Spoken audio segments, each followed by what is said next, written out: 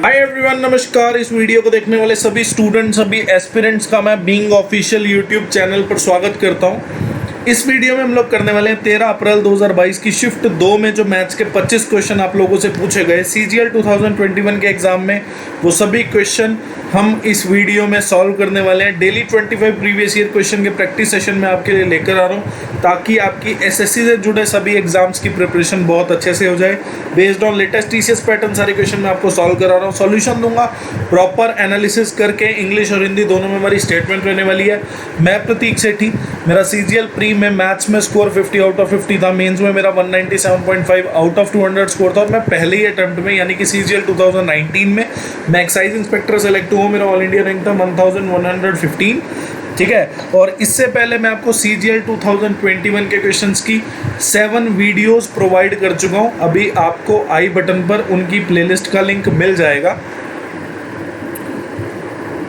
और ये सब हमारे लिंक हैं, आप लोग ज्वाइन कर लें। डिस्क्रिप्शन में आपको सारे के सारे लिंक अवेलेबल हो जाएंगे, ठीक है। और किसी को कोई डाउट हो तो वो व्हाट्सएप पे पूछ सकता है, चाहे वो मैथ्स से रिलेटेड हो, चाहे प्रिपरेशन की गाइडेंस से रिलेटेड हो। और यूट्यूब चैनल आप लोग सब्सक्राइब कर देना, ताकि जो भी वीडियो मैं आपके लिए लेकर आऊँ वो आपसे कभी मिस ना हो। और यहाँ पर मैं आपको कंटेंट कराने वाला हूँ, पूरा मैथमेटिक्स सॉल्व कराऊंगा आपको। एसएससी के एग्जाम्स को पॉइंट आउट करते हुए ओरिएंटेड टू एसएससी एग्जाम्स में सारा आपको मैथमेटिक्स यहाँ सॉल्व कराने वाला हूँ। और उसके अलावा प्रीवियस ईयर क्वेश्चंस मैं आपको यहाँ पर कराया करूँगा। 2019 और 2020 के तो मैंने खाली सीपीओ, सीएचएसएल, सीजीएल के कराए, और 2021 से एसएससी जो भी एग्जाम्स कंडक्ट करता है उन सभी एग्जाम्स के क्वेश्चन यहाँ पर कराए जाएंगे। जैसे सीजीएल प्री और मेंस दोनों के क्वेश्चन कराऊंगा, CPO, CHSL, MTS, stenographer, constable, GD, Delhi police constable selection post, इन सभी एग्जाम्स के क्वेश्चन यहाँ डिस्कस किए जाएंगे। तो आप लोग जुड़े रहें और जुड़ जाएं, और एक बार चैनल का कंटेंट गो थ्रू होकर आप देख लेना, आपको अप टू डेट कंटेंट मिलेगा। और आने वाले टाइम में जो इंपॉर्टेंट क्वेश्चन साबित हो सकते हैं वो सारे क्वेश्चन मैंने आपको चैप्टर वाइज भी कराए हैं, कुछ चैप्टर भी कराए हैं। Time and work, pipe and system, work and wages, ratio and proportion, इसी में एज की एक वीडियो भी डली हुई है। Mixture and allegation, time, speed and distance, इसी में ट्रेन का कॉन्सेप्ट कराया, और बोट एंड स्ट्रीम, परसेंटेज। और ये सीजीएल, सीपीओ, सीएचएसएल के 2020 के मैथ्स के क्वेश्चन, और सीजीएल, सीपीओ, सीएचएसएल के 2019 के मैथ्स के क्वेश्चन, ये सभी प्लेलिस्ट के लिंक आपको डिस्क्रिप्शन में अवेलेबल हो जाएंगे। तो आप एक बार चैनल पर ज़रूर गो थ्रू हो। चैनल अच्छा लगे तो आप चैनल को सब्सक्राइब कर देना, ठीक है ना, ताकि मुझे और अच्छा लगे और अच्छा कंटेंट मैं आप लोगों के लिए लेकर आऊँ, ठीक है। क्वेश्चन में बोला man bought toffees at 3 for 1 rupee, मतलब 1 रुपये की वो 3 टॉफ़ी खरीदता है, ठीक है।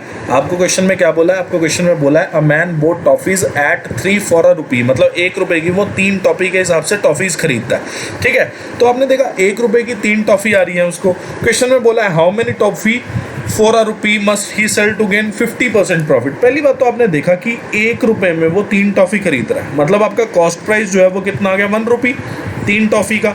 फिर आपने देखा प्रॉफिट जो है उसको 50% कमाना है, प्रॉफिट जो है उसको 50% कमाना है, तो सेलिंग प्राइस कितना हो जाएगा? आपने देखा 1 रुपये का 50% कितना हो जाएगा, 0.5। तो मतलब कॉस्ट प्राइस प्लस प्रॉफिट यानी कि सेलिंग प्राइस जो है वो आपका 1.5 रुपये हो जाएगा। या फिर ऐसा बोल सकते हैं कि cost price into 100 plus profit percentage by 100। तो आपने देखा सेलिंग प्राइस की जो वैल्यू आ जाएगी आपके पास वो कितनी आ जाएगी, 1 इंटू 150 बाई 100 यानी कि 1.5। तो आपका सेलिंग प्राइस जो है वो 1.5 आ गया। अब कितनी टॉफीज़ का? 3 टॉफीज़ का, ठीक है। पहले 1 रुपये में 3 टॉफ़ी वो खरीद रहा था, प्रॉफिट अगर 50% कमाना है मतलब वो 3 टॉफ़ी को 1.5 रुपये में बेच रहा है। आपको बताना है क्या कि वो 1 रुपये में कितनी टॉफ़ी बेचेगा। तो 1.5 रुपये में अगर 3 टॉफ़ी बेच रहा है तो 1 रुपये में वो कितनी टॉफ़ी बेचेगा, 3/1.5 यानी कि 2। तो 1 रुपये में वो 2 टॉफ़ी बेचेगा, ठीक है। अब ये वाला क्वेश्चन है, देखो ये क्वेश्चन हम लास्ट वीडियो में कर चुके हैं, वाला क्वेश्चन, पर मैं फिर करा देता हूँ। क्वेश्चन में आपको बोला है कि ए बी और सी डी 2 कॉर्ड है, एक्सटर्नली इंटरसेक्ट कर रहे हैं एक दूसरे को, किस पे, पी पे। आपको ए बी की वैल्यू बोली है कितनी, 7 सेंटीमीटर। आपको सी डी की वैल्यू बोली है कितनी, 1 सेंटीमीटर। आपको पी डी की वैल्यू बोली है कितनी, 5 सेंटीमीटर।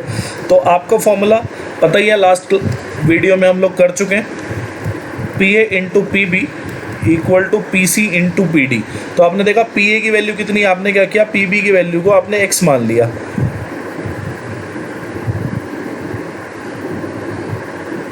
ठीक है।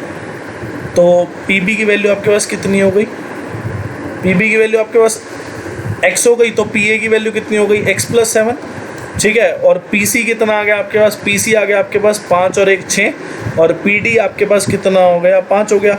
तो आपने देखा यहाँ से कि 6 पंजे कितना होता है 30। तो आपको बोला है कि x की वैल्यू यानी कि PB निकालना है, PB आपको निकालना है, तो मतलब आपको x की वैल्यू निकालना है। और ऑप्शन में आपको 4 ऑप्शन ऐसे अवेलेबल है जिसमें से एक ऑप्शन जो है आपका करेक्ट आंसर होगा। आपने देखा कि अगर मैं x की वैल्यू मुझे निकालना है, मतलब PB की वैल्यू, PB को मैंने x माना, तो आपने देखा कि अगर मुझे x की वैल्यू यानी कि PB की वैल्यू अगर निकालनी है तो मैं x की वैल्यू 4 ऑप्शन से पुट करके देख लेता हूँ। आपने देखा 10 यहाँ पे रखा, 10 रखा तो यहाँ पे कितना हो जाएगा 10 + 7 17, 10 × 17 कितना हो जाएगा 170, ऑप्शन गलत। फिर आपने 5 रखा और 5 + 7 कितना 12, 12 पंजे 60, ये भी ऑप्शन गलत। फिर आपने 8 रखा, 8 और 8 + 7 कितना 15, 15 × 8 कितना हो जाएगा 120, ये भी ऑप्शन गलत। फिर आप 3 रख के देख लो, x की वैल्यू 3 रखी है आपने तो 3 + 7 कितना 10, 3 × 10 कितना हो जाएगा 30, मतलब x की वैल्यू यानी कि PB की वैल्यू जो है वो आपके पास 3 आ जाएगी। ठीक है, ये क्वेश्चन भी पहले आ चुका है CGL 2021 के क्वेश्चंस में, मतलब हम कर चुके हैं आपसे पहले ये क्वेश्चन एक बार पहले। तो ट्रायंगल ABC है जिसमें AD जो है वो एंगल बाइसेक्टर है, AD जो है वो एंगल बाइसेक्टर है। आपको AB की लेंथ दे दी कितनी 7 सेंटीमीटर, आपको AC की लेंथ दे दी कितनी 8 सेंटीमीटर, और आपको बोल दिया कि भाई BC जो है ना वो 10 सेंटीमीटर है। ठीक है, आपको CD बताना है। तो सबसे पहले तो आपको पता है कि एंगल बाइसेक्टर है अगर AD है, एंगल बाइसेक्टर अगर AD है एंगल A का, मतलब एंगल BAC यानी कि एंगल A का अगर AD एंगल बाइसेक्टर है, तो इंटरनल एंगल बाइसेक्टर थ्योरम क्या कहती है, इंटरनल एंगल बाइसेक्टर थ्योरम ये कहती है कि AB/AC जो होगा ना वो BD/DC होगा। ठीक है, तो आपने देखा AB की वैल्यू कितनी 7, AC की वैल्यू कितनी 8, तो BD/DC जो है वो आपके पास कितना हो जाएगा 7/8। तो आपने देखा BD/DC कितना 7/8, और BC की लेंथ आपको कितनी दी है 10 सेंटीमीटर, 10 सेंटीमीटर को 7/8 में डिवाइड कर दो। तो आपने देखा BC रेशो के हिसाब से कितना हो जाएगा, BC अगर रेशो के हिसाब से देखें तो आपको पता है कि BC जो है BD और DC को जोड़ के बनेगा। तो आपने देखा रेशो को अगर मैंने जोड़ा तो 7 और 8 कितनी वैल्यू आ गई 15, 15 तो रेशो के हिसाब से हो गया, मतलब BC की लेंथ रेशो के हिसाब से 15 हो गई। और वैसे सेंटीमीटर में कितनी दी है 10 सेंटीमीटर, तो एक की वैल्यू कितनी हो जाएगी 10/15 यानी कि 2/3।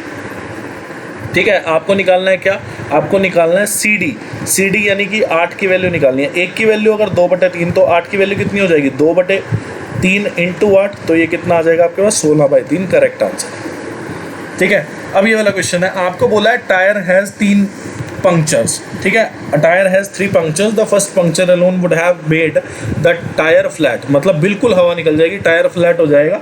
आपने देखा भी होगा अक्सर आपकी बाइक वगैरह में या कार वगैरह में पंक्चर हो जाता होगा तो टायर बिल्कुल फिस जाता है।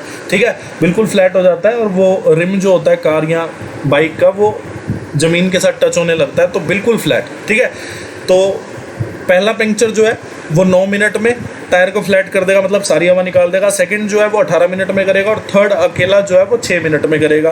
तो क्वेश्चन वही है, क्वेश्चन ये टाइम एंड वर्क वाला ही है। टाइम एंड वर्क वाले क्वेश्चन में क्या होता है कि एक बंदा किसी काम को 10 दिन में करता है, दूसरा बंदा उसी काम को 15। इसमें क्या हुआ कि एक पंक्चर यानी कि एक बंदे की जगह पे आप लो, और टायर को फ्लैट कर रहा है, मतलब एक पंक्चर जो काम कर रहा है वो 9 मिनट में कर रहा है, सिर्फ बात इतनी सी है। ठीक है, तो आपने देखा कि पहला पंक्चर जो है वो 9 मिनट में टायर फ्लैट कर रहा है, मतलब एक बंदा किसी काम को 9 मिनट में कर रहा है। दूसरा पंक्चर जो है वो 18 मिनट में कर रहा है, और तीसरा पंक्चर जो है वो 6 मिनट में कर रहा है। तो आपके पास टोटल टाइम आ गया। ठीक है, टोटल टाइम आ गया, आप टोटल वर्क निकाल लोगे।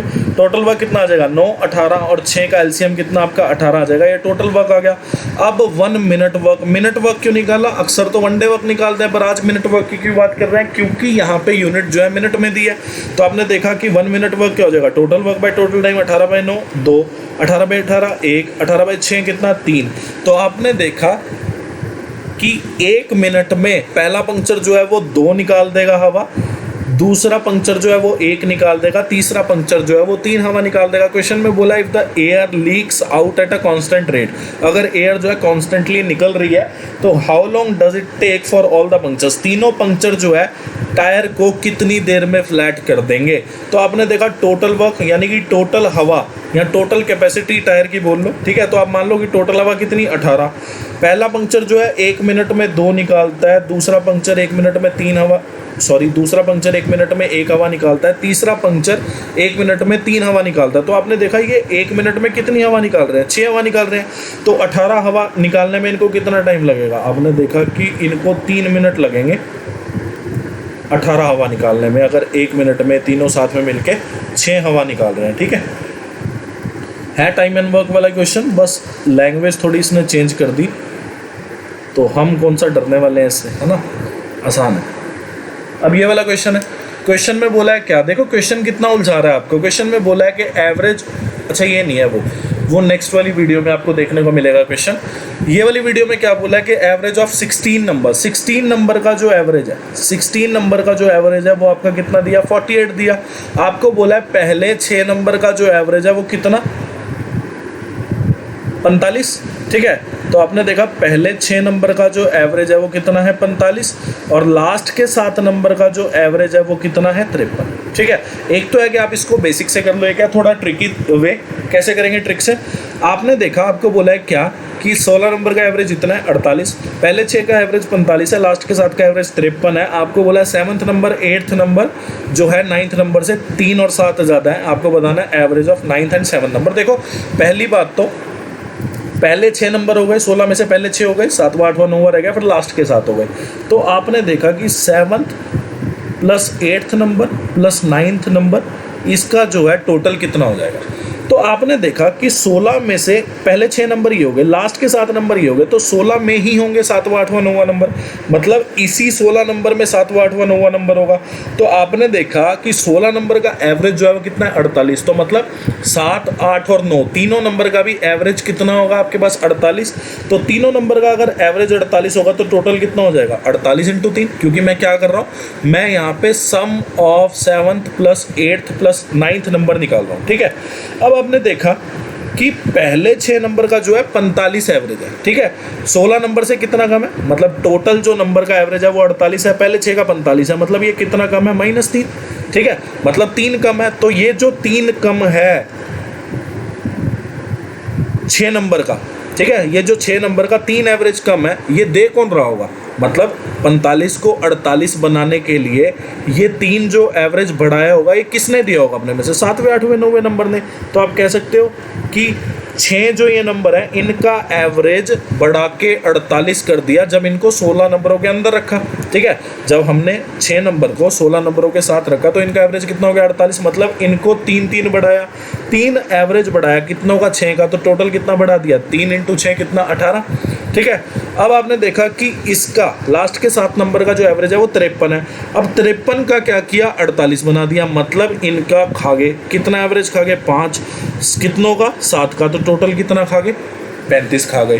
ठीक है ना, मतलब इनका था 53, इनका बना दिया 48, मतलब किया क्या इन्होंने, एक सेकेंड,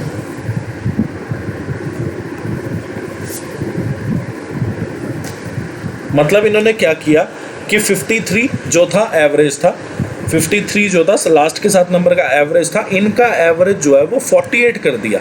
ठीक है, इनका एवरेज जो है 48 कर दिया, तो मतलब इनका जो 5 एवरेज था वो 16 नंबरों को, मतलब 16 नंबर में इनका जो एवरेज है वो 5 कम हो गया। जब मैंने इन 7 लास्ट के 7 नंबर को जब मैंने 16 नंबर के अंदर रखा तो आपने देखा एवरेज जो है वो कितना कम हो गया, 5 कम हो गया। अब ये जो 5 कम हुआ है ये किसने लिया, 7, 8 और 9 ने। तो आपने देखा कि इनका जो एवरेज है वो 5 खा गए, तो टोटल कितना खाया, 7 नंबर है तो 5 एवरेज के हिसाब से खाया, टोटल कितना, 35 खा लिया। ठीक है, तो आपने देखा 7th नंबर जो है वो 3 ज़्यादा है किससे, 9th नंबर से, और 8th नंबर 7 ज़्यादा है, तो आपने 9th नंबर को x लेट कर लिया, तो 7th नंबर कितना हो गया, x + 3, और 8th नंबर कितना हो गया, x + 7। इसकी जो वैल्यू है कितनी आ जाएगी, 48 दिया कितना होता है, 144, और +18 -35, तो ये -17, तो यहाँ पे 127 आ जाएगा। ठीक है, और इसमें से भी 10 घटा दो क्योंकि 7 और 3 10, तो 3x की वैल्यू आपके पास कितनी आ गई, 117, यानी कि x की वैल्यू जो है वो आपके पास 39 आ जाएगी। मतलब 19th जो नंबर है, सॉरी 9th जो नंबर है वो कितना हो गया आपके पास, 9th जो नंबर है वो आपके पास कितना आ गया, 39, और 7th जो नंबर है वो कितना हो जाएगा, x + 3, यानी 39 + 3 42। तो आपको 7th और 9th नंबर का ही आपको एवरेज बताना था, तो 42 + 39/2, यानी कि 81/2, 40.5 जो है करेक्ट आंसर होगा। बेसिक से करना चाहें आप बेसिक से कर सकते हैं, कोई दिक्कत नहीं है इसमें। अब ये वाला क्वेश्चन भी पहले पूछा जा चुका है आपको। पिछली बार क्या था, इंस्टॉलमेंट दिया था भाई, एनुअल इंस्टॉलमेंट इतने का, प्रिंसिपल बताओ। इसमें प्रिंसिपल दिया, आपको इंस्टॉलमेंट पूछा है, ठीक है। तो आपको पता है सबसे पहले कैसे सॉल्व करते हैं। आपने देखा रेट ऑफ इंटरेस्ट कितना 10%, सबसे पहले क्या करना है, इसको फ्रैक्शन में तोड़ लेना है। तो आपने देखा 10% को क्या बोल सकता हूँ मैं, 1/10। फिर रेट ऑफ इंटरेस्ट की बात हो रही है, मतलब जो न्यूमरेटर में आएगा वो जिसकी बात हो रही है, बात किसकी हो रही है, रेट ऑफ इंटरेस्ट। तो न्यूमरेटर में क्या आ जाएगा, इंटरेस्ट। डिनोमिनेटर में वो आएगा जिस पे न्यूमरेटर निकाला गया है। इंटरेस्ट किस पे निकाला जाता है, प्रिंसिपल पे निकाला जाता है, तो डिनोमिनेटर क्या आ गया, प्रिंसिपल, ठीक है। तो आपने देखा 10 अगर प्रिंसिपल है, 1 अगर इंटरेस्ट है, तो अमाउंट कितना हो जाएगा, आपने देखा अमाउंट जो है वो 11 हो जाएगा, ठीक है। तो आपने क्या करना है, सबसे पहले तो अमाउंट बाय प्रिंसिपल लिखना है, ठीक है। आपने सबसे पहले क्या करना है, अमाउंट बाय प्रिंसिपल लिखना है। फिर 2 साल की बात हो रही है तो आपने क्या करना है, ठीक है, यहाँ पे जो है ये 2 साल की बात हो रही है, तो आपने क्या करना है, अगली बार 11 तो एज इट इज़ लिख लेना है, और 11 और 10 का जोड़ जो है वो डिनोमिनेटर में लिखना है, इनटू प्रिंसिपल। और यहाँ पे जो वैल्यू आएगी या क्या आएगी, इंस्टॉलमेंट की आपके पास वैल्यू आ जाएगी, ठीक है। तो आपने देखा 11/10, 11/21, और यहाँ पे आपका कितना गया, 4620। पहले तो ये गया, फिर आपने देखा कि ये जो आएगा ये आपका 22 आ जाएगा, 21 दूनी 42, फिर 21 दूनी 42। तो आपने देखा 11 × 11 × 11 × 2, तो 1331 × 2 कितना हो जाएगा, 2662। ये जो इंस्टॉलमेंट है ये दोनों साल इंस्टॉलमेंट, मतलब इक्वल इंस्टॉलमेंट दोनों साल कितने की जाएगी, 2662 रुपये की। अब ये वाला क्वेश्चन है, ठीक है। आपने देखा एंगल पी ओ क्यू आपको गिवन है, एंगल पी आर क्यू आपसे पूछा है। देखो आप कुछ ना करो, आपने क्या देखा, आपने देखा पी क्यू एक कॉर्ड है, आपने देखा पी क्यू एक कॉर्ड है, तो आपने देखा एंगल जो है वो इस दिशा में है ना, एंगल जो है वो ऊपर की दिशा में है, और ये एंगल नीचे की दिशा में है। एंगल इससे नहीं निकलेगा, आपको एंगल किससे निकालना पड़ेगा, ऊपर वाली दिशा से। मतलब ये वाला एंगल जो है ये ऐसे बना हुआ है ना, ऐसे, तो आपको एंगल यही वाला देखना है। मतलब ऐसा नहीं होगा कि अगर ये वाला एंगल आपसे पूछा हो इस एंगल से बता दोगे, ऐसा नहीं होगा, ठीक है। उसके लिए और दूसरा प्रोसीजर है। तो आपने देखा कि ये वाला एंगल अगर आपसे पूछा है तो आपको ये वाला एंगल पता होना चाहिए, अगर पी क्यू कोड पे आपको चेक करना है। तो आपने देखा कंप्लीट एंगल कितने का होता है, 360 का, इसमें से 54 घटाओगे तो आपने देखा 306 डिग्री हो जाएगा।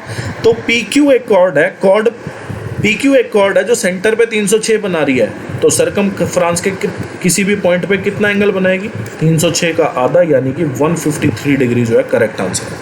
आसान क्वेश्चन है। एक और तरीका देखो इसका हो सकता है, क्या आप क्या करो, एक पॉइंट बना लो ओ, चलो ओ तो पहले ही बना हुआ है, अब क्यू बना लो, ठीक है, क्यू भी पहले बना हुआ है, तो आप इसको ए बना लो। तो आपने देखा कि आपने ए पॉइंट कोई रैंडमली आपने सरकमफ्रेंस पे ले लिया, पी क्यू जो है वो एक कॉर्ड है, और कॉर्ड की मेजर आर्क पे ले लिया, ठीक है, कॉर्ड की मेजर आर्क पे एक पॉइंट ले लिया ए। तो आपने देखा ये वाला एंगल अगर 104 हो जाएगा, सॉरी ये वाला एंगल अगर 54 हो जाएगा, ये वाला एंगल अगर 54 हो जाएगा, तो ये इसका आधा हो जाएगा। आपने देखा पी क्यू एक कॉर्ड है, सरकम फ्रांस के किसी भी पॉइंट पे जो एंगल बनाएगी सेंटर पे उससे 2 गुना बनता है, मतलब सेंटर पे जितना बनेगा सरकम फ्रांस के पॉइंट पे आधा बन जाएगा उससे। और आपको पता है कि ये वाला एंगल अगर थीटा होता है, मतलब अगर angle P A Q theta है, तो पी आर क्यू जो होगा 180 माइनस थीटा हो जाएगा। तो 180 में से 27 गए तब भी आपका 153 आएगा।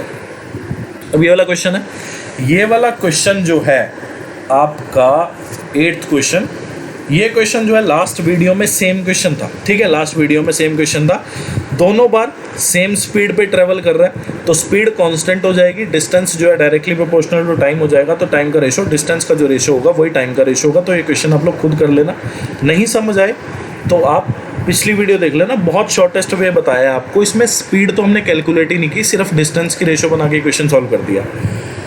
ये वाला क्वेश्चन भी हम लोग कर चुके हैं, लास्ट टू लास्ट वीडियो में क्वेश्चन हो चुका है, ठीक है, 12 अप्रैल शिफ्ट 3 में क्वेश्चन पूछा जा चुका है, ठीक है। तो ए की वैल्यू जो थी वो 19 थी, बी की वैल्यू हमने 11 निकाली थी। तो पिछले वाले में पूछा था क्या कि ए स्क्वायर माइनस बी बताओ, अब की बार पूछा है बी स्क्वायर माइनस ए, यानी 11 का स्क्वायर माइनस 19, 121 माइनस 19 यानी कि 102 जो है आपका करेक्ट आंसर हो जाएगा। तो लास्ट टू लास्ट वीडियो में हम ये कर चुके हैं, तो आप एक बार चेक कर लेना।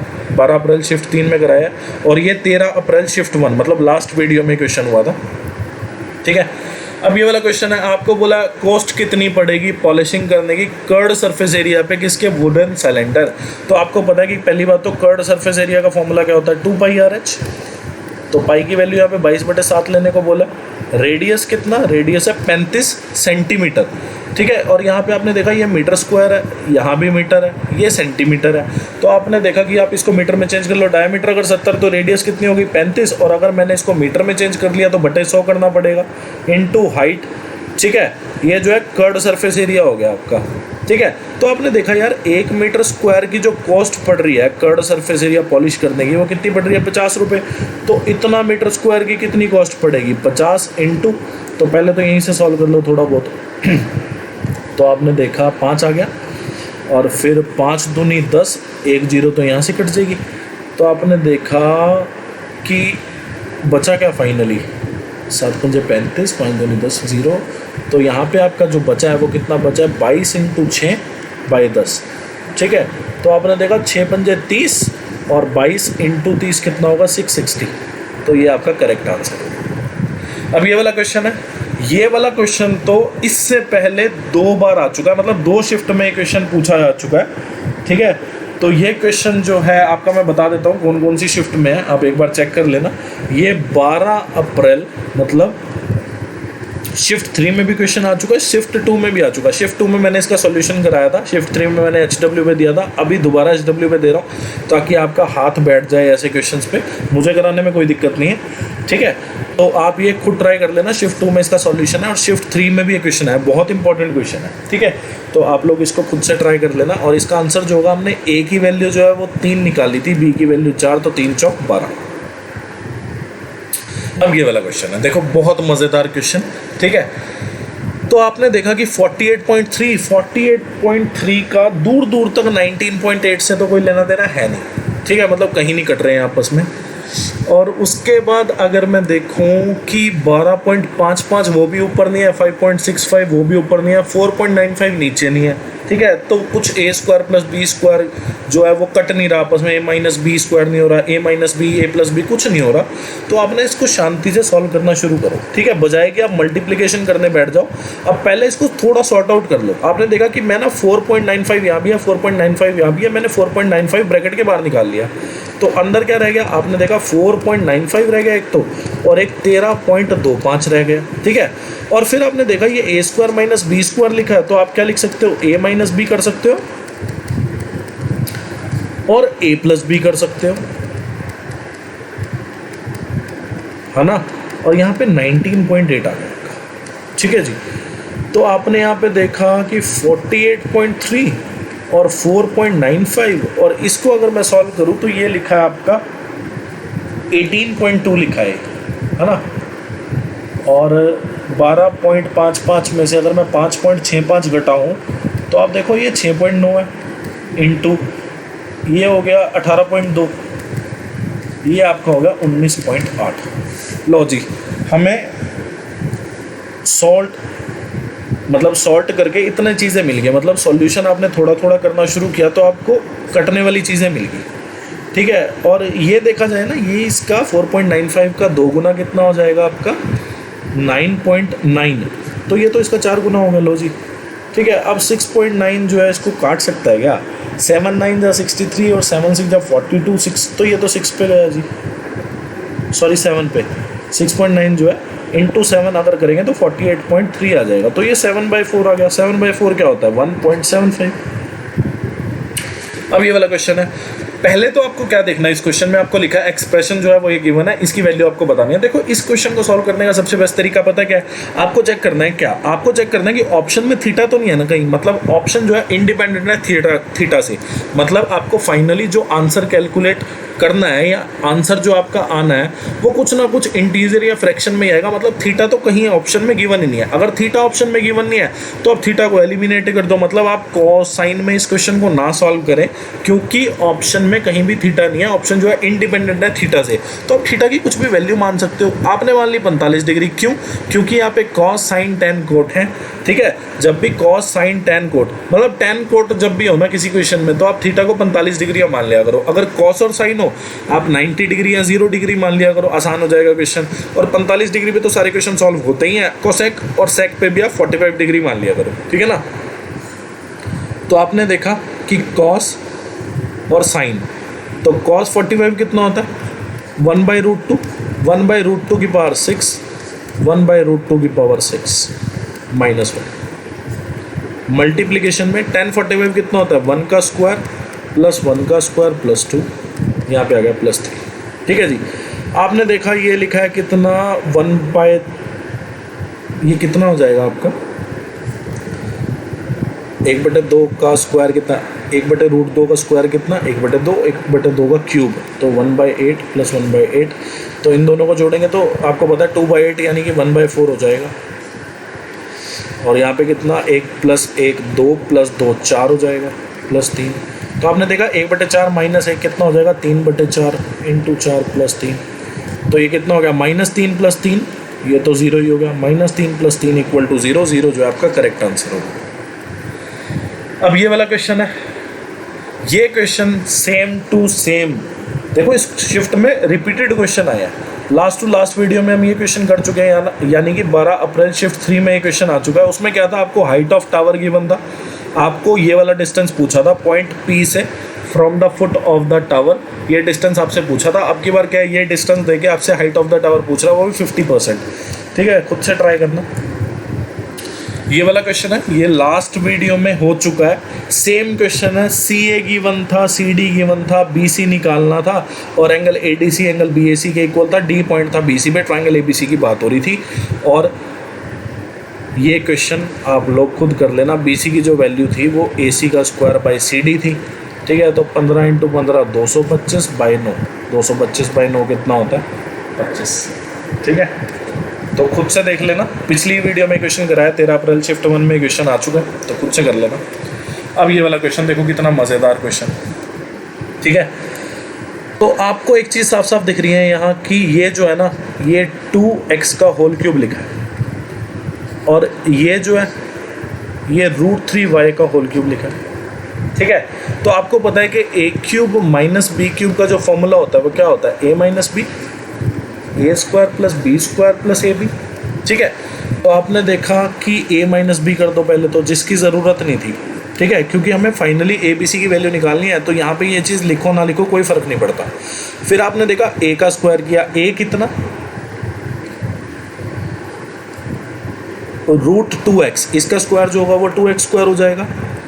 b का भी आपको स्क्वायर करना है, यानी कि √3y का स्क्वायर कितना हो जाएगा 3y² और प्लस √2 × √3xy, ठीक है जी। और ये आपको रिलेट करनी थी किससे, ax² - bxy + cy²। तो आपने देखा a की वैल्यू 2 आ गई, c की वैल्यू 3 आ गई और b की वैल्यू जो है वो -√6 आ गई। आपको पूछा गया क्वेश्चन में a² + b² + c² बताओ, ठीक है। पहले भी ये क्वेश्चन आ चुका है। तो a की वैल्यू कितनी 2, 2 का स्क्वायर कितना 4, 3 का स्क्वायर कितना 9 और -√6 का स्क्वायर। तो आपने देखा 3 का स्क्वायर 4, सॉरी 2 का स्क्वायर 4, 3 का स्क्वायर 9 और √6 का स्क्वायर जो होगा वो कितना हो जाएगा 6 और माइनस का स्क्वायर प्लस ही हो जाता है 19 आपका करेक्ट आंसर। अब ये वाला क्वेश्चन है, देखो बहुत आसान क्वेश्चन है। क्वेश्चन में बोला है P और Q ने एक शॉप शुरू करी इतना इतना कैपिटल इन्वेस्ट करके, कितना, P ने किया 1.5 लाख, Q ने किया 4.5 लाख। क्वेश्चन में बोला है after a year out of profit 1,60,000 P को अपने प्रॉफिट का शेयर तो मिला प्लस कुछ और मनी मिली जो कि प्रॉफिट का पार्ट नहीं थी पर उसका सैलरी मिला उसे, ठीक है। मतलब P को एक तो प्रॉफिट का हिस्सा मिला, दूसरा उसको सैलरी मिली प्रॉफिट में से, ठीक है। आपको बोला है P ने टोटल 70,000 रुपये लिए या P को टोटल 70,000 रुपये मिले, आपको उसकी सैलरी बतानी है। पहली बात तो आपने देखा कि यहाँ पे कुछ टाइम नहीं गिवन, तो प्रॉफिट का जो रेशो होगा A और B का वो इन्वेस्टमेंट के रेशो के बराबर होगा। तो आपने देखा कि इसने कितनी इन्वेस्टमेंट की 1.5 लाख और इसने कितनी इन्वेस्टमेंट की B ने, आपने देखा B ने कितनी इन्वेस्टमेंट की 4.5 लाख। तो आपने देखा ये कितने पे जा रहा है, 1.5 लाख पे घट जाएंगे दोनों, तो 1:3 आ जाएगा आपके पास, ठीक है। तो आपने देखा प्रॉफिट का जो रेशो होगा ए और बी का वो कितना हो जाएगा, 1:3, ठीक है। तो आपने देखा प्रॉफिट का अगर रेशो का मैं टोटल करूँ तो 1 और 3 कितना, 4, और टोटल प्रॉफिट कितना है, 1,60,000, ठीक है। तो 4 की वैल्यू अगर 1,60,000 तो 1 की वैल्यू कितनी हो जाएगी, 40,000। मतलब प्रॉफिट ऑफ ए कितना हो गया, 40,000। अब 40,000 तो प्रॉफिट हो गया ए का, 70,000 ए को टोटल मिले। तो आपने देखा 70,000 ए को टोटल मिले, जिसमें से 40,000 ए का प्रॉफिट था, तो उसकी सैलरी कितनी हो गई, 30,000। आसान क्वेश्चन। अब ये वाला क्वेश्चन है, ये क्वेश्चन भी लास्ट वीडियो में हो चुका है, ठीक है। लास्ट वीडियो यानी कि 13 अप्रैल शिफ्ट 1 में ये क्वेश्चन मैं आपको करा चुका हूँ। उसमें आपसे क्या पूछा था, x³ + y³ + z³ + xyz। इसमें पूछा है कि x³ + y³ + z³ + xyz की पावर 1/4, ठीक है। तो उस टाइम हमने x³ + y³ + z³ जो है वो कितना निकाला था, 1296। इसकी पावर 1/4 करनी है। तो आपको पता है कि ये पहली बात तो 36 का स्क्वायर होता है, और 36 जो होता है वो 6 का स्क्वायर होता है। तो 6 की पावर 4 की पावर 1/4। तो आपने देखा 6 इज़ द करेक्ट आंसर हो जाएगा, ठीक है। या फिर ऐसा कर सकते हैं, 1296 का पहले अंडर रूट कर दो, 36 आ जाएगा, फिर 36 का अंडर रूट कर देना। अब ये वाला क्वेश्चन भी लास्ट वीडियो में हो चुका है, ठीक है। देख लो सेम क्वेश्चन आए हुए हैं, 13 अप्रैल शिफ्ट 1 की वीडियो में ये क्वेश्चन भी हो चुका है, ठीक है। तो आपने देखा 5 sin थीटा जो है वो 4 cos थीटा के इक्वल है। तो sin theta by cos theta क्या है, 4/5। अब आपने इसमें क्या किया, न्यूमरेटर और डिनोमिनेटर दोनों को आपने cos थीटा से डिवाइड कर दिया।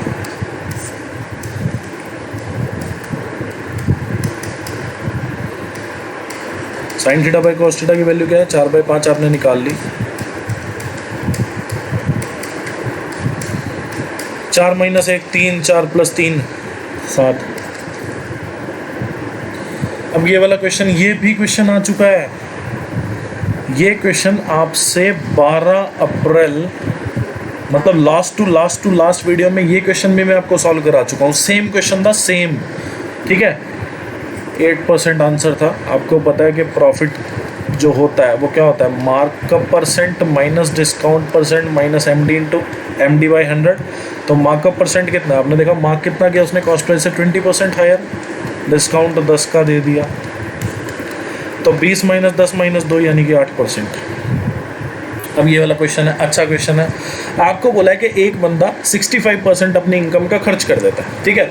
तो आपने देखा मतलब उसका एक्सपेंडिचर कितना हो गया, 65% सॉरी। उसका जो स्पेंड हुआ यानी कि जो उसने एक्सपेंडिचर अपना किया वो कितना किया, 65%। आपने मान लिया टोटल इनकम कितनी है, 100%। 100% में से उसने 65% खर्च दिया, तो उसने सेव कितना किया, 35%। तो आपने सबसे पहले ऐसे क्वेश्चंस में क्या करना होता है, रेशो निकालना होता है किसका, एक्सपेंडिचर और सेविंग का, ठीक है। आप सबको पता होगा, सब करते हैं क्वेश्चन। तो एक्सपेंडिचर और सेविंग का सबसे पहले आपने क्या किया, रेशो निकाल लिया। कितना आ गया, 13:7 आ गया, ठीक है। और इनकम जो होता है एक्सपेंडिचर प्लस सेविंग होता है, सबको पता है, ठीक है। तो आपने देखा एक्सपेंडिचर कितना इंक्रीज़ हुआ, आपने देखा एक्सपेंडिचर जो है वो 20% इंक्रीज़ हुआ, और इनकम जो है वो कितनी इंक्रीज़ हुई, 20.1%। आपको बताना है सेविंग का इंक्रीमेंट जो है वो कितना आया, मतलब सेविंग जो है वो कितनी इंक्रीज़ हुई, आपको ये बताना, ठीक है। तो पहली बात तो ये कि आपको पता है कि एक्सपेंडिचर और सेविंग का रेशो कितना है, 13:7। अब पहली बात तो ये चीज़ सबको समझ आ रही होगी क्या, कि एक्सपेंडिचर इंक्रीज़ कर रहा है, सेविंग भी इंक्रीज़ कर रहा है, ये भी प्लस में है, ये भी प्लस में है, मतलब इंक्रीमेंट कर रहे हैं, इसलिए प्लस में, डिक्रीमेंट होता तो माइनस हो जाता। तो आपने देखा ये भी इंक्रीज़ कर रहा है, ये भी इंक्रीज़ कर रहा है। 20.1 से ये वैल्यू छोटी है, तो ये वाली वैल्यू हर हाल में बड़ी होगी, तो डिक्रीमेंट तो कभी होगा ही नहीं, क्योंकि यहाँ पे प्लस की वैल्यू आएगी, ठीक है। अब क्वेश्चन सॉल्व कर लेते हैं। आपने देखा 20.1 में से 20 गया तो कितना आ गया, 0.1 आ गया। तो एक की जो वैल्यू है, एक की वैल्यू आपके पास कितनी आ जाएगी, 0.1/7। तो आपने निकाल ली 13 की वैल्यू, 13 की वैल्यू कितनी आ जाएगी, 1.3/7। तो ये जो है सॉल्व कर आके आपका कितना आ जाएगा, 0.1, और फिर यहाँ 60 बचेगा, 0.8 आ जाएगा। तो 0.18 आ जाएगा, मतलब 13 की वैल्यू जो है वो 0.8 आ जाएगी। तो आपने देखा 20 जो है छोटा है, तो ये वाली वैल्यू बड़ी होगी। तो 20.1 में 20.1 में 0.18 ऐड कर दो। तो 0.18 जब आपने ऐड किया तो आपने देखा 20.28% होगा, जो कि रफली इक्वल होगा किसके, 20.3% के। तो इतने का इंक्रीमेंट हुआ, ठीक है ना।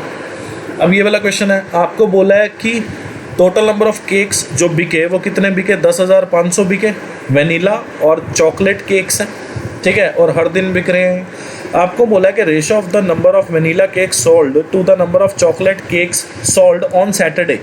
तो आपने देखा सैटरडे को जो बिक रहे हैं वो कितने हैं, 16%। तो 10,500 जो है वो टोटल नंबर ऑफ केक्स हैं जो पूरे वीक में बिके, मतलब 10,500 जो है वो टोटल नंबर ऑफ केक्स हैं जो पूरे वीक में बिके। इसमें से सैटरडे को कितने परसेंट बिके, 16%, ठीक है। तो आपने देखा कि ये कितना हो गया, 1680 हो गया ये। अब इसमें से जो वेनिला केक है और जो चॉकलेट केक है उनका रेशो कितना, 4:3। तो 1680 को 4:3 में डिवाइड कर दो। आपने देखा 4 और 3 को जोड़ा तो रेशो का टोटल कितना आ गया, 7। टोटल केक बिके कितने, 1680, 7 की वैल्यू 1680, 1 की वैल्यू कितनी हो जाएगी, 240। 1 की वैल्यू 240 तो 4 की वैल्यू यानी कि जो वेनिला केक बिके हैं उसकी वैल्यू कितनी हो जाएगी आपके पास, 960। और चॉकलेट केक जो बिके हैं 3 की वैल्यू कितनी हो जाएगी आपके पास, 720, ठीक है। और बोला गया है क्या कि सेलिंग प्राइस जो है 1 वेनिला केक का वो 8 रुपये है। एक वेनिला केक की कॉस्ट अगर 8 रुपये है तो 960 वेनिला केक की कॉस्ट कितनी होगी, 7680, ठीक है। फिर एक चॉकलेट केक की कॉस्ट आपको बोलिए कितनी, 15 रुपये। तो 720 चॉकलेट केक की कॉस्ट कितनी पड़ेगी, 15 दूनी 30, तो ये कितना आ गया, 10,800। अब आपको बोला है कि टोटल अमाउंट बताओ कि वनीला केक और चॉकलेट केक जो सैटरडे को बेचे उसको बेच के कितनी टोटल अमाउंट अर्न हुई। तो आपने देखा 10,800 के चॉकलेट केक बिके, 7680 के वनीला केक बिके, तो आपने देखा कि 184, तो 18480, 18,480 रुपये जो है वो अमाउंट अर्न हुई।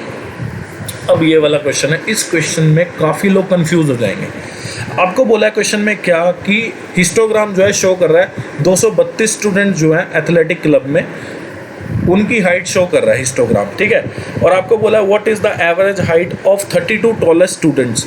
अब 32 टॉलेस्ट स्टूडेंट, अगर आपने गलती से टॉलेस्ट नहीं पढ़ा ना, टॉलेस्ट अगर आपने नहीं पढ़ा तो आप देखोगे 32 स्टूडेंट्स। अब मैं कौन से इनमें से 32 स्टूडेंट दूँ, यहाँ पे कहीं 32 लिखा भी नहीं है किसी भी डाटा में, ठीक है। तो आप समझ जाओगे कि यार कोई गड़बड़ होने वाली है। तो 32 टॉलेस्ट स्टूडेंट से आप पहली बात तो क्या चीज़ पकड़ पाते हो वो चीज़ आपने देखनी है। कई लोग ये सोचेंगे यार 32 टॉलेस्ट स्टूडेंट्स हैं और टोटल स्टूडेंट तो 232 दिए, तो मैं कहाँ से एवरेज हाइट बता दूँ। अगर आपको बोलता कि 232 स्टूडेंट की एवरेज हाइट बताओ तो आपको पता है मिडल वैल्यू लेके आप लोग एवरेज निकाल सकते हो। पिछली से पिछली वीडियो में हमने किया भी है या फिर शायद पिछली वीडियो में ही किया, ठीक है। तो express your answer correct to 1 decimal place, ठीक है, ये बताना है आपको। तो कैसे करेंगे, आपने देखा 32 टॉलेस्ट का मतलब क्या, सबसे लंबे, ठीक है। और हाइट जो है यहाँ पे हाइट गिवन है, हाइट जो है सबसे लंबी कौन सी है, ये वाली, ठीक है। तो आपने देखा 12 जो है टॉलेस्ट नहीं है अभी भी, आपको चाहिए 32। तो मतलब वो ये कहना चाह रहा था कि ये वाले स्टूडेंट और ये वाले स्टूडेंट इनको मिला के जो टॉलेस्ट स्टूडेंट, मतलब ये मतलब टॉलेस्ट स्टूडेंट उनकी बात हो रही है जिनकी हाइट 160 से बड़ी है, ठीक है, उनकी बात हो रही है। मतलब जो सबसे टॉलेस्ट है, पहले तो 12 है, फिर 12 के बाद 20 सबसे टॉलेस्ट है ना। तो मतलब सबसे टॉलेस्ट कितने, 12, फिर 20 उनसे थोड़े कम टॉलेस्ट हैं, पर पूरे डाटा में सबसे ज़्यादा टॉलेस्ट यही 32 हैं स्टूडेंट्स, ठीक है। तो इनका आपको एवरेज बताना है, करना कुछ भी नहीं, आपको पता है एवरेज निकालते कैसे हैं, इसकी मिडल वैल्यू, इसकी मिडल वैल्यू, मतलब 160 से 165 की मिडल वैल्यू कितनी हो गई, 162.5, 165 से 177 की कितनी हो गई, 167.5। तो हमने देखा 20 जब भी एवरेज बताते हैं हिस्टोग्राम में ऐसे ही तो बताते हैं, ठीक है। मिडल वैल्यू लेके नंबर ऑफ स्टूडेंट मल्टीप्लाई कर दो और टोटल नंबर ऑफ स्टूडेंट कितने हैं, 20 + 12 32। तो आपने देखा 20 को अगर मैं मल्टीप्लाई कर रहा हूँ किससे, 162.5 से, तो इसकी वैल्यू कितनी आ रही है। आपने देखा 20 को अगर मैं मल्टीप्लाई करूँ 162.5 से तो इसकी वैल्यू आएगी 1625 हो जाएगा। तो ये 3250 हो गया, आसान बात है ये तो। उसके बाद यहाँ पे भी कुछ हो सकता है क्या, यहाँ पे जो आएगी वैल्यू आपकी 2010 आ जाएगी बाई 32। तो आपने देखा 60 बचा 52, तो 52 60 बाई 32 हो जाएगा और इसको सॉल्व करके आपका आ जाएगा 164.375। आपको नियरेस्ट एक डेसिमल प्लेस तक बताना है। ठीक है, तो 164.4 जो है आपका करेक्ट आंसर हो जाएगा। अब ये वाला क्वेश्चन आपको बोला the number of employed youth in state B कितने हैं, आपने देखा 7 है। Is what percentage of the number of employed youth in state E, तो एम्प्लॉयड यूथ जो है वो कितने हैं 8, तो आपको बताना है 7 जो है वो 8 का कितना परसेंट है। तो 1/8 कितना होता है 12.5, तो 7/8 कितना होगा 87.5%। ये तो आसान क्वेश्चन है, ठीक है। आपको बोला how many youth are unemployed, तो आपने देखा यूथ जो है वो इस बार से शो हो रहे हैं, अनएम्प्लॉयड तो आपको निकालने पड़ेंगे ना। टोटल नंबर ऑफ यूथ जो है इस बार से शो हो रहा है, एम्प्लॉयड यूथ इस बार से शो हो रहे हैं। तो अनएम्प्लॉयड अगर यूथ आपको निकालने हैं तो आपको यूथ में से जो टोटल यूथ है उसमें से एम्प्लॉयड यूथ माइनस कर दो तो आपके अनएम्प्लॉयड आ जाएंगे।